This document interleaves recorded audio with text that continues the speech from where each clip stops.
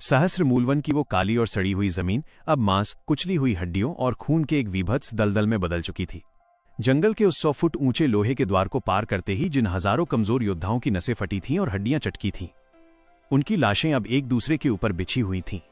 उस नीले और खौफनाक अंधकार में केवल सड़े हुए खून की गंध और उस आदि वृक्ष की जड़ों के सरकने की सुस्स ध्वनि गूंज रही थी। जो दसियों हजार योद्धा पागलों की तरह अंदर घुसे थे, उनमें से अब केवल कुछ हजार ही अपने पैरों पर खड़े थे।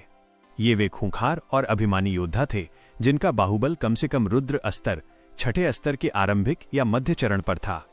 परंतु इस समय उनका सारा घमंड उस जमीन की धूल चाट रहा था। वे सभी हाँफ रहे थे। उनके माथे से पसीने की जगह खून की बूंदें रिस रही थीं। जंगल का वो अकल्पनीय गुरुत्वाकर्षण दबाव उनके कंधों को जमीन में धंसा रहा था। हवा इतनी भारी थी कि श्वास लेना मानो पिघला हुआ सीसा निगलने जैसा प्रतीत हो रहा था। हम अकेले इस नर्क को पार नहीं कर सकते, एक सेनापति ने जमीन पर घुटने टेकते हुए खौफ से चीख कर कहा। इस हवा का वजन, ये हड्डियां पीस रहा है और वे जड़ें, वे एकदम जिंदा हैं।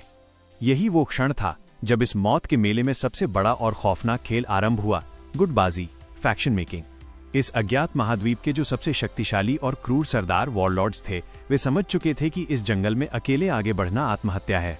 उन्होंने तुरंत बचे हुए रुद्र अस्तर के योद्धाओं को अपने अपने झंडों तले एकत्रित करना आरंभ कर दिया। जो भी जीवित रहना चाहता है, मेरे पीछे खड़ा हो जाए। मेरा गुट सबसे शक्तिशाली है, हम मिलकर उस आदि वृक्ष तक पहुंचेंगे। देखते ही देखते उस खौफनाक और घुटन भरे प्रवेश द्वार पर खून से सने हुए 3-4 बड़े और खूंखार गुट बन गए। हर गुट में सैकड़ों रुद्र अस्तर के योद्धा थे। अब वे एक दूसरे को अविश्वास और लालच की दृष्टि से घूर रहे थे। परंतु इन सब के बीच उस खून के दलदल में एक शख्स ऐसा खड़ा था जो न हाँफ रहा था, न कांप रहा था और न ही किसी गुट की ओर देख रहा था। वो था महाकाल का वारिस शौर्य। उसका वो 6.5 फुट का फौलादी शरीर, उसकी लौह त्वचा और उसकी पार्श्विक मांसपेशियां उस अकल्पनीय दबाव को अपनी छाती पर झेल रही थीं। उसकी पीठ पर वो भारी जादुई कुल्हाड़ी कसी हुई थी। उसने अपनी रुद्र अस्तर के चरम की अजेय ऊर्जा का एक अदृश्य घेरा इरा के चारों ओर बना रखा था, जिससे इरा उस हड्डियां पीसने वाले दबाव से पूर्णतः सुरक्षित थी। यद्यपि जंगल का वो वीभत्स नजारा देखकर उसका पूरा शरीर कांप रहा था। देख रहा है इन भेड़ों को वारिस? केवल और केवल शौर्य के मस्तिष्क के भीतर उस प्राचीन शैतान भैरव का खौफनाक अट्टहास गूंजा। बाहर इरा के लिए वहां केवल उस सड़ी हुई हवा की सरसराहट थी। मौत के मुंह में आकर भी इन्हें लगता है कि संख्या बल इन्हें बचा लेगा। ये मूर्ख नहीं जानते कि इस जंगल के शिकारियों को झुंड में शिकार करना और भी अधिक प्रिय है।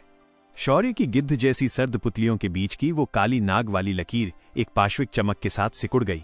हम आगे बढ़ेंगे इरा, शौर्य ने अपनी सर्द आवाज में आदेश दिया और अपने फौलादी बूटों से उस खून के दलदल को रौंदता हुआ जंगल के उस घने और नीले अंधकार की ओर मुड़ गया। परंतु शौर्य ने अभी 4 कदम ही बढ़ाए थे कि एक भारी और कर्कश आवाज ने उसका मार्ग रोक लिया। रुक जा अजनबी! शौर्य के फौलादी कदम वहीं रुक गए। उसने अपनी गर्दन को अत्यंत धीमी गति से पीछे की ओर मोड़ा। सामने सबसे बड़े और खूंखार गुट का सरदार खड़ा था। उसका नाम रक्तबाहु था। वो 8 फुट ऊंचा एक नरभक्षी दरिंदा था जिसका बाहुबल रुद्र अस्तर के मध्य चरण पर था।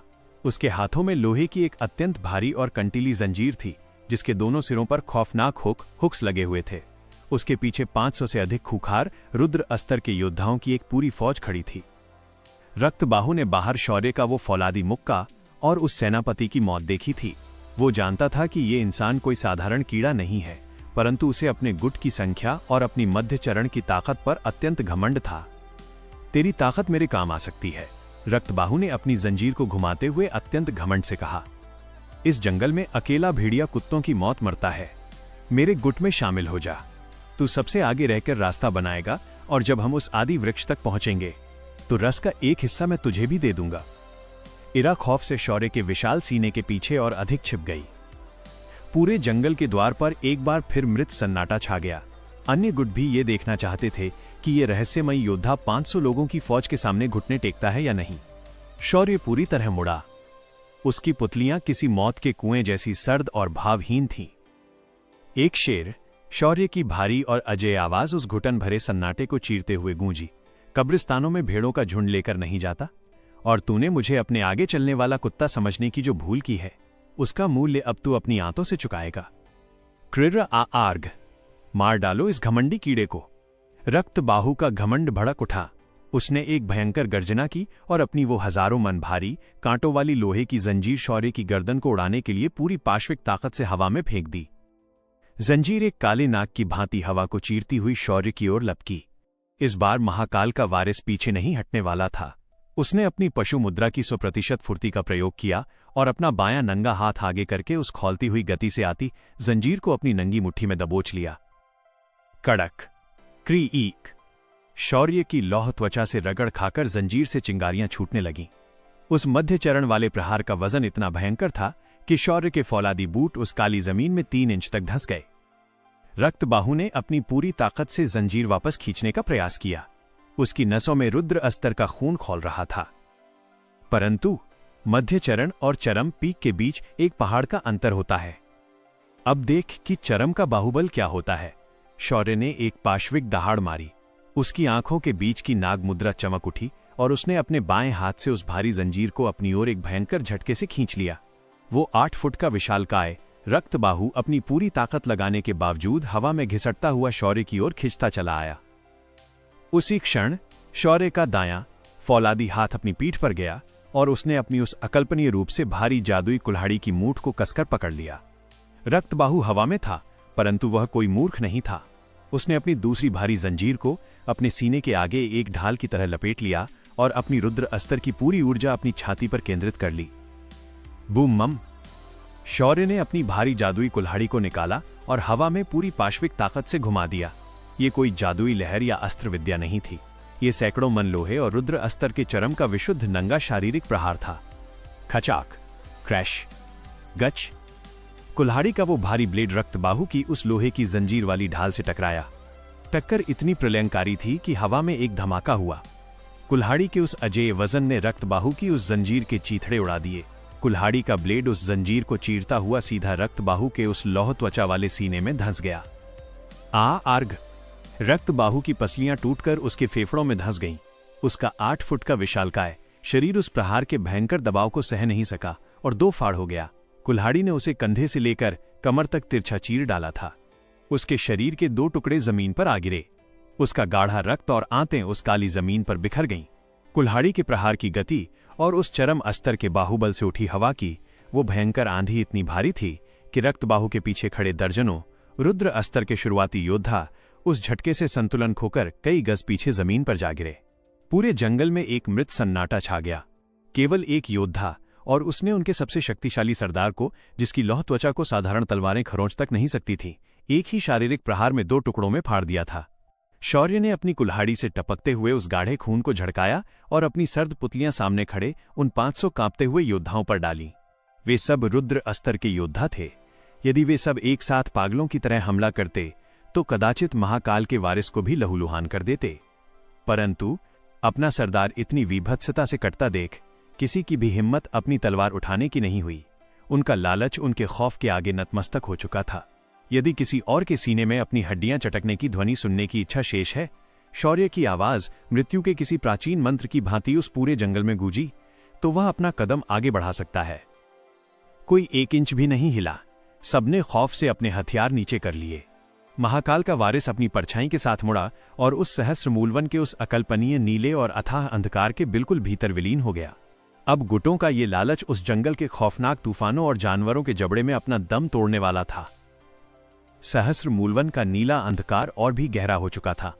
शौर्य और उसकी परछाई बनी इरा उस सड़े हुए दलदल और लोहे जैसी कठोर जड़ों के बीच आगे बढ़ रहे थे। हवा का अकल्पनीय गुरुत्वाकर्षण उनके कंधों को जमीन की ओर खींच रहा था। शौर्य का रुद्र अस्तर के चरम का फौलादी शरीर इस वजन को अपनी चौड़ी छाती पर झेल रहा था। अचानक जंगल की हवा का रंग बदलने लगा। पीले और हरे रंग का एक गाढ़ा वीभत्स धुआं हवा में घुलने लगा। सड़े हुए मांस की गंध की जगह एक तेजाबी और नाक को जला देने वाली गंध आ रही थी। रुक जा वारिस। शौर्य के मस्तिष्क के भीतर उस प्राचीन शैतान भैरव की चेतावनी गूंजी। यह अम्ल तूफान, टॉक्सिक एसिड स्टॉर्म है। यह हवा इतनी जहरीली है कि रुद्र अस्तर के योद्धाओं की लौह त्वचा को भी गलाकर उनका मांस हड्डियों से अलग कर देगी। शौर्य के फौलादी जबड़े कस गए। उसने अपनी पशु मुद्रा की इंद्रियों को जागृत किया और उस पीले धुएं के पार एक अत्यंत प्राचीन काले पत्थरों वाले खंडहर को खोज निकाला। दौड़ो इरा, शौर्य ने सर्द आवाज में आदेश दिया।